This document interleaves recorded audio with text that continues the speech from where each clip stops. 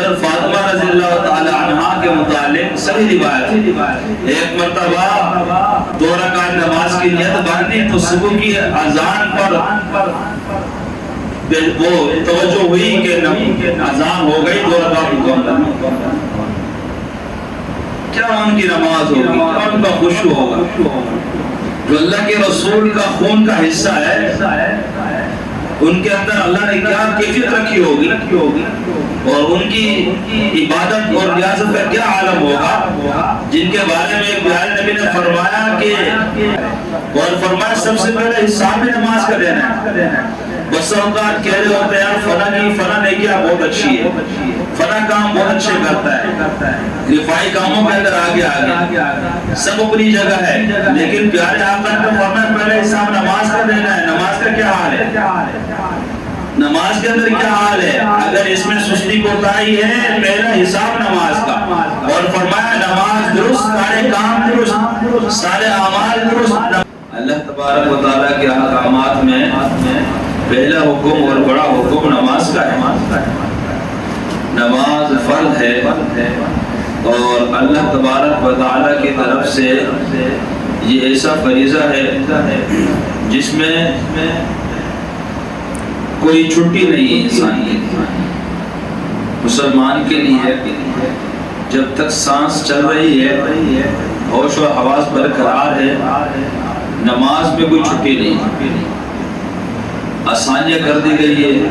کھڑے ہو کر نہیں پڑھ سکتے، بیٹھ کر پڑھ لو، بیٹھ کر نہیں پڑھ سکتے، لیٹ کر پڑھ لو، اگر لیٹ کر بھی اتنی طاقت نہیں ہے کہ سہارے کے ساتھ بیٹھو تو اشارے کے ساتھ پڑھ لو۔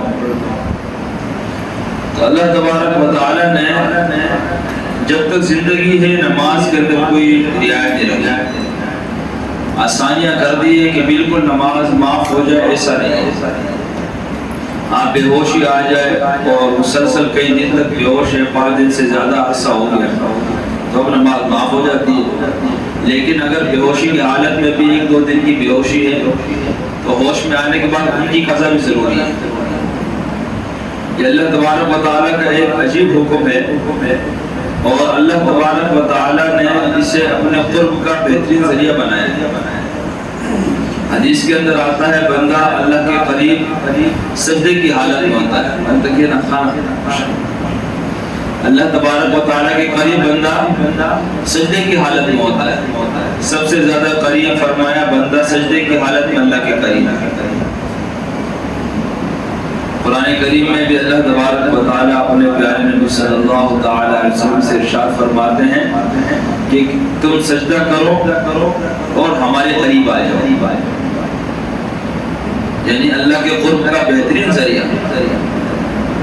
نماز کے اندر بندہ کتنے سجدے کرتا ہے، ہر روز کی صرف فرض نماز کے اندر جو سجدے کر رہا ہے، ہر سجدے پر وہ اللہ کا کون سا کس درجے قرب اس کو نصیب ہو رہا ہے، اسے اس کا اندازہ نہیں۔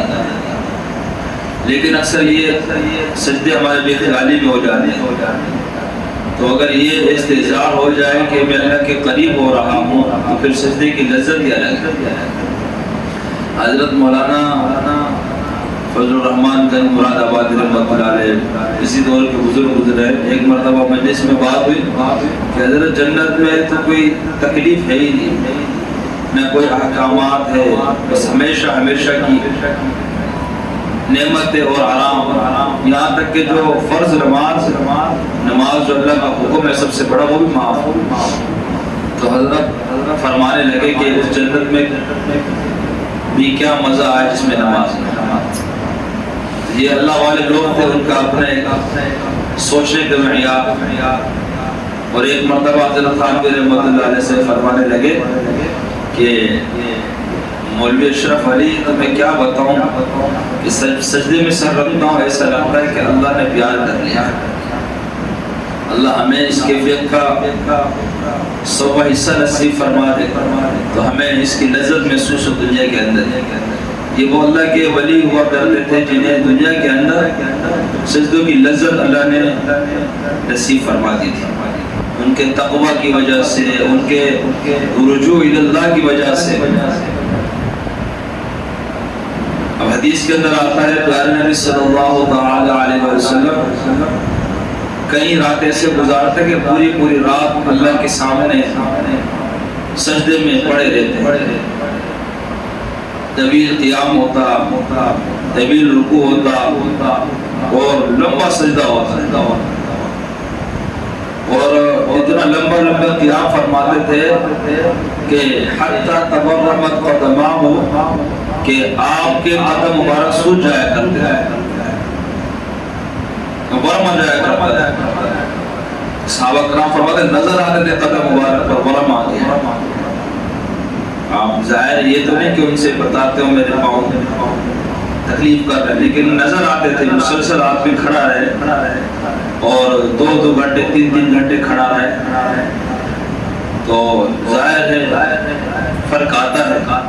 تو قدم مبارک نظر آتے تھے سوج سے گئے، ورم سا آ گیا۔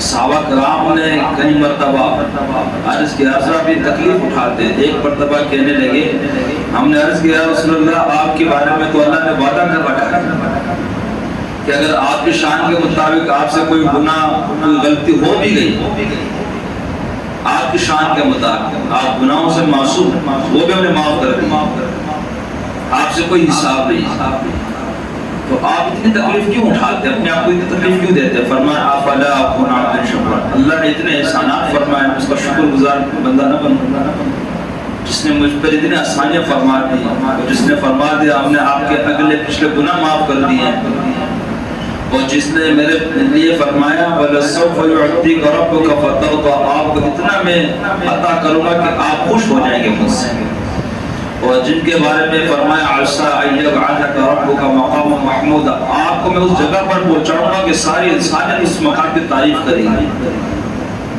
اور جن کے بارے میں فرمایا وَكَانَ فَضْلُ اللَّهِ عَلَيْكَ عَظِيمًا، آپ پر میں بہت فضل کرنے والا ہوں، آپ پر میں بہت مہربان، تو اتنی جن پر اتنے احسانات ہے، فرمایا کہ میں اللہ کا شکر نہ ادا کرتا، میں اس کا شکر گزار بندہ نہ بنوں، اس کے احسانات ہے۔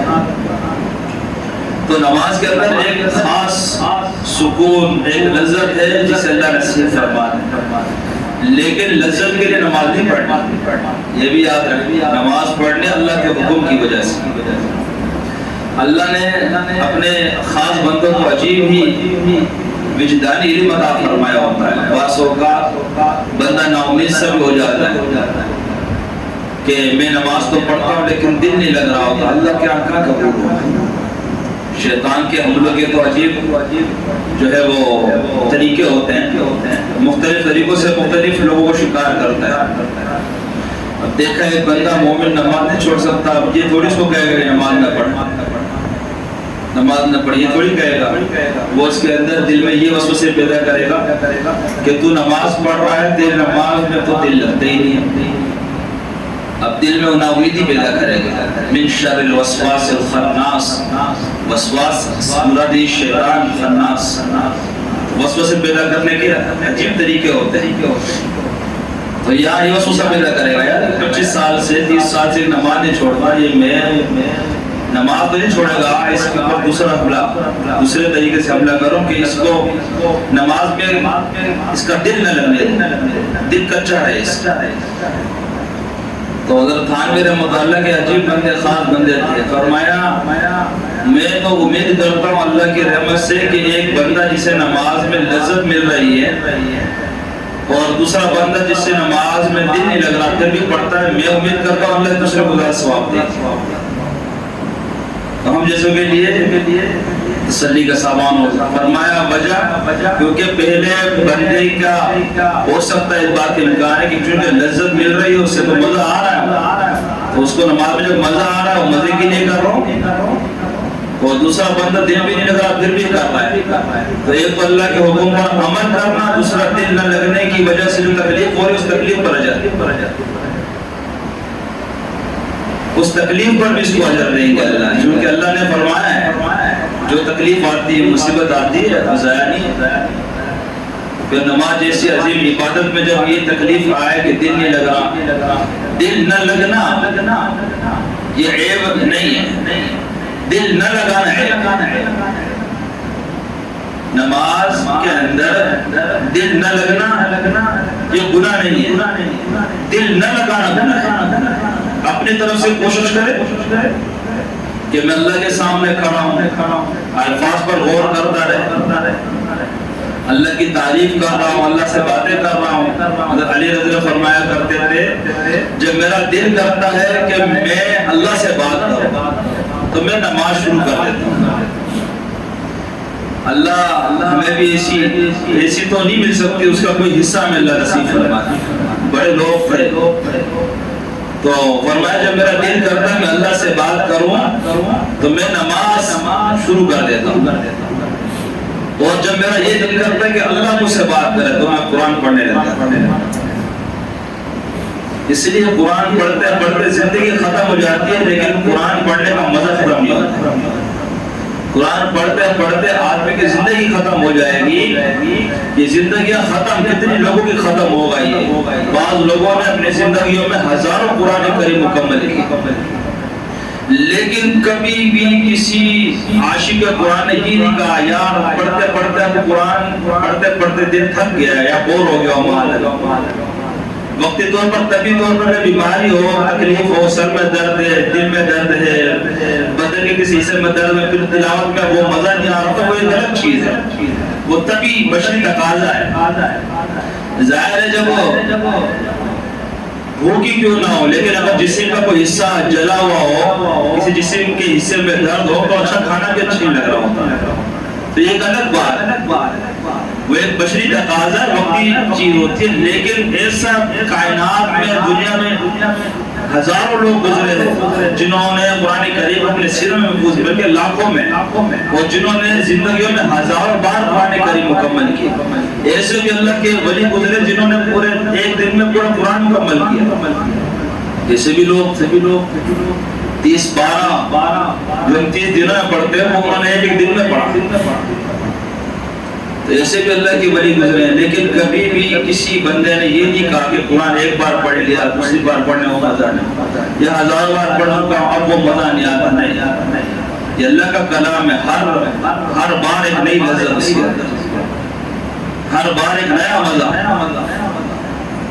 تو نماز اللہ کا حکم ہے، لیکن اس حکم کی اگر حقیقت نصیب ہو جائے، اہمیت نصیب ہو جائے تو نماز بڑی خوبصورت عبادت۔ اس لیے حدیث میں آتا ہے کہ جب پیارے نبی صلی اللہ تعالی علیہ وسلم کو معراج پر بلایا گیا تو اللہ نے اتنی بلندیوں پر بلا کر آپ کو نماز کی صورت میں خاص تحفہ عطا فرمایا۔ سارے احکامات فرش پر ملے، نماز عرش پر ملی، سارے احکامات نماز کے بعد روزہ، زکوٰۃ، حج، جتنی عبادات سب زمین پر، نماز کے لیے خاص عرش پر بلایا۔ اتنے بڑے مہمان آئے ہیں، اتنے بڑے میزبان، اپنے شان کے مطابق تحفہ۔ نماز فرمایا الصلاۃ معراج المؤمن، یہ مومن کی معراج ہے۔ میرا ہر امتی جو میری اس شان کو سنے گا کہ میں اللہ سے ملاقات کر کے آیا ہوں، میں اللہ سے کا دیدار کر کے آیا ہوں، میں جنت کی سیر کر کے آیا ہوں دنیا کی آنکھوں سے، تو کبھی رشک آئے گا میری امت تمہارے لیے اللہ سے بلندی کا ذریعہ لے کر آیا ہوں، تم وہاں تک نہیں پہنچ سکتے، لیکن اللہ نے نماز دی ہے جو تمہاری معراج ہے۔ جب تم زمین پر سر رکھو گے گویا تم اللہ کے عرش پر ہو، اور زمین کا یہ حصہ دوسرے پر فخر کرتی ہے جس حصے پر سجدہ کیا گیا ہے۔ میں جب سجدے میں سر رکھ دوں زمین کو آسمان کر، تو جس سجدے پر، جس زمین کے حصے پر بندہ سجدہ کرتا ہے یہ حصہ عرش پر فخر کرتا ہے، اور اللہ کا عرش اس حصے پر رشک کرتا ہے، کاش یہ میں ہوتا، کاش یہ میں ہوتا۔ تو اللہ کو یہ سجدہ کتنا پسند ہوگا جو بندہ اللہ کے سامنے اپنی پیشانی ٹیکتا ہے، اپنی جبین جو محتاج پیشانی ہے وہ غنی بادشاہ کے سامنے رکھتا ہے، اپنی محتاج اور سراپا فقر پیشانی غنی اور بے نیاز اور حقیقی بادشاہ کے سامنے رکھتا ہے، اللہ کو جانا کتنی پسند ہوگی، اللہ کو اپنے بندے کی ادا کتنی پسند ہوگی۔ حضرت فاطمہ رضی اللہ تعالی عنہا کے متعلق صحیح روایت، ایک مرتبہ 2 رکعت نماز کی نیت باندھی تو صبح کی اذان پر وہ توجہ ہوئی کہ اذان ہو گئی، 2 رکعت مکمل، کیا ان کی نماز ہوگی، کیا ان کا خشوع ہوگا۔ جو اللہ کے رسول کا خون کا حصہ ہے، ان کے اندر اللہ نے کیا کیفیت رکھی ہوگی اور ان کی عبادت اور ریاضت کا کیا عالم ہوگا، جن کے بارے میں ایک پیارے نبی نے فرمایا کہ ساری دنیا کی شہزادیاں اور ساری دنیا کی جو فخر کی چیزیں ہیں اور جتنی بھی خلقت ہے، یہ سب میری بیٹی کے غلام بن کر جنت میں رہیں گے۔ میری بیٹی فاطمہ ان کی سردار ہوگی، ان کی مالکہ ہوگی، ان کی سردار ہوگی۔ فاطمہ سیدۃ النساء اہل الجنہ، جنت کی ساری عورتیں، ایسی عورتیں بھی دنیا میں گزری ہے جو ایک دن میں 15 پاروں کا تلاوت کرتی، ایسی عورتیں قریبی زمانے میں گزری ہیں، حافظات، بڑی بڑی عالمات، بڑی بڑی محدث عورتوں نے بڑے بڑے پائے کے لوگ گزرے، بڑے پائے کی عورتیں گزری ہیں تقویٰ کے حساب سے، ورع کے حساب سے اور عبادت اور ریاضات کے حساب سے، بڑی کیوں نہ ہو، لیکن جنت میں فاطمہ کی سرداری کے تحت رہنا پڑے گا رضی اللہ تعالیٰ عنہ۔ تو ان کی عبادت کا کیا حال ہوگا، اللہ سے کہنے لگی یا اللہ تیری راتیں کتنی چھوٹی ہو گئی کہ فاطمہ کی 2 رکعتیں پوری نہ ہوئی تو صبح ہوگی۔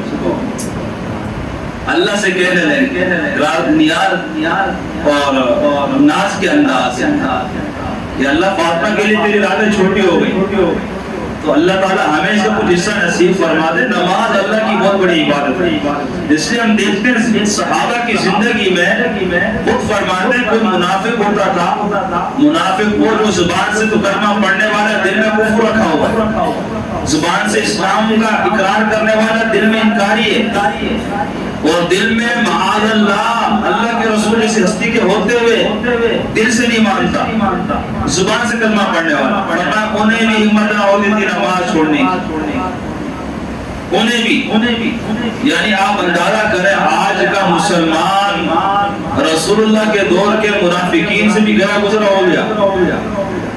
آپ اندازہ کر سکتے ہیں جو 5 وقت کی نماز میں ایک نماز چھوڑتا ہے کہ منافقین کو نہ چھوڑتے ہو، اور آج کا مسلمان چھوڑ دیتا ہے اور مطمئن ہے کہ جنت میرے لیے۔ جو بندہ اللہ کے دین کی ستون کو گرا دے تو دین کہاں قائم رہے گا؟ الصلاۃ عماد الدین، فرمایا نماز تو دین کا ستون ہے، ستون گر جائے چھت نیچے آ جایا کرتی ہے، فرمایا سارا دین یہ تبھی رہ سکتا ہے جب نماز زندگی میں ہو۔ تو جو اللہ کی اس حکم کو پورا نہ کرنے والا ہو، آپ اندازہ کر سکتے ہیں وہ اللہ کے دوسرے احکامات کو کہاں پورا کرے گا۔ اور فرمایا سب سے پہلے حساب نماز کا دینا ہے۔ بس اوقات کہہ رہے ہوتے ہیں فلاں نیکیاں بہت اچھی ہے، فلاں کام بہت اچھے کرتا ہے، رفائی کاموں کے اندر آگے سب اپنی جگہ ہے، لیکن پیارے آقا نے فرمایا پہلے حساب نماز کا دینا ہے۔ نماز کا کیا حال ہے، نماز کے اندر کیا حال ہے؟ اگر اس میں سستی کوتاہی ہے پہلا حساب نماز کا، اور فرمایا نماز درست، سارے کام درست، سارے اعمال درست، نماز میں پاس، سارے کاموں میں پاس ہو جائے گا۔ اللہ آسانیاں فرما دے گی، اللہ باقی اعمال میں آسانیاں فرما دے گی، اور نماز میں اگر کمی کوتاہی ہو گئی فرمایا پھر آگے بھی ان مشکلات کا سامنا کرنا پڑے گا۔ تو اس دین کے ستون کو ہم نے کہاں تک قائم رکھا ہوا ہے؟ میں ہوں، آپ ہیں، اگر ہم 5 وقت نماز کی پابندی کر رہے ہیں تو الحمدللہ اللہ کا لاکھ لاکھ شکر، اللہ موت تک ہمیں اس پہ قائم رکھے۔ لیکن اگر اس کے اندر کوتاہی ہو رہی ہے تو ڈرنے کی بات، کب آنکھ بند ہو جائے، کب آنکھ بند ہو جائے۔ موت ہمارے لیے بہت بڑا پیغام ہے، لیکن یہ پیغام جب آتا ہے پھر دوسرے انسان کے لیے موقع نہیں رہتا. یہ پیغام تب تک پیغام ہے جب تک یہ آئے نہیں. آنے کے بعد تو اب ختم ہو گیا.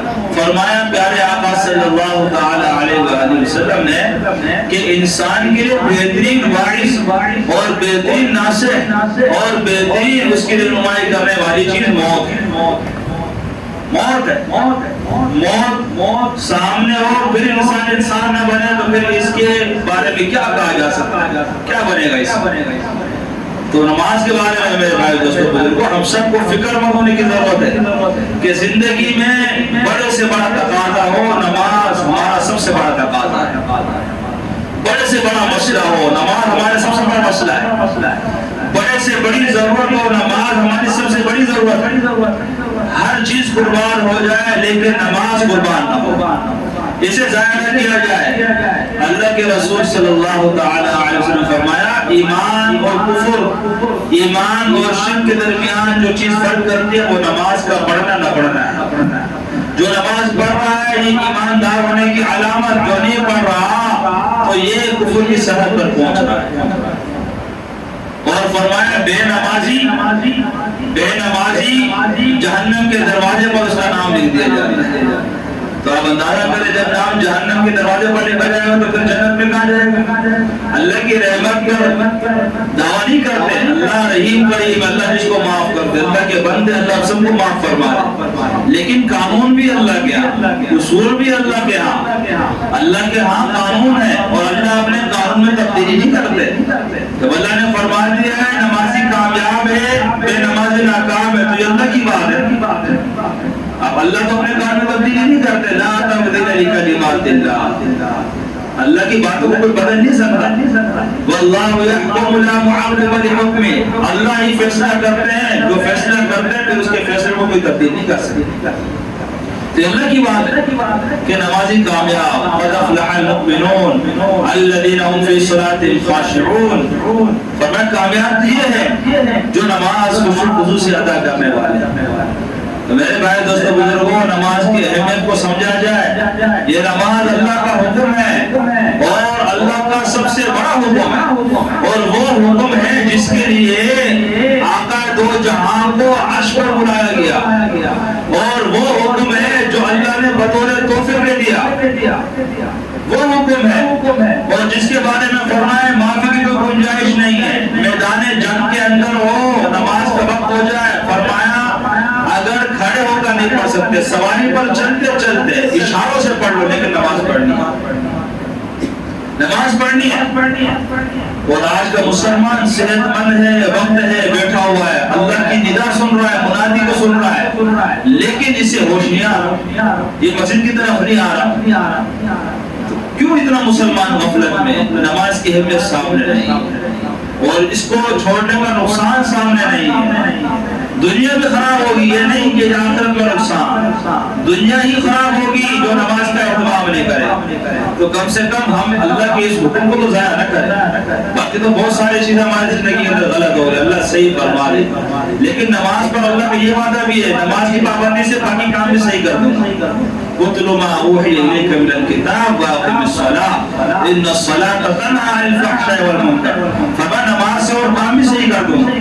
تو یہ عزم لے کر جائیں انشاءاللہ زندگی میں نماز ضائع نہیں. میں بھی انشاءاللہ عزم کرتا ہوں اللہ سے وعدہ کرتا ہوں موت تک انشاءاللہ کوئی نماز نہیں چھوڑتا. آپ بھی وعدہ کر لیں اللہ دیکھے آسانیاں فرما دیں گے. زندگی کو سکون ملے گا آخرت کی کامیابی ملے گی. اللہ تعالیٰ مجھے آپ سب کو کہے سنے پر عمل کرنے والا بنا دے گا. خدا الحمدللہ.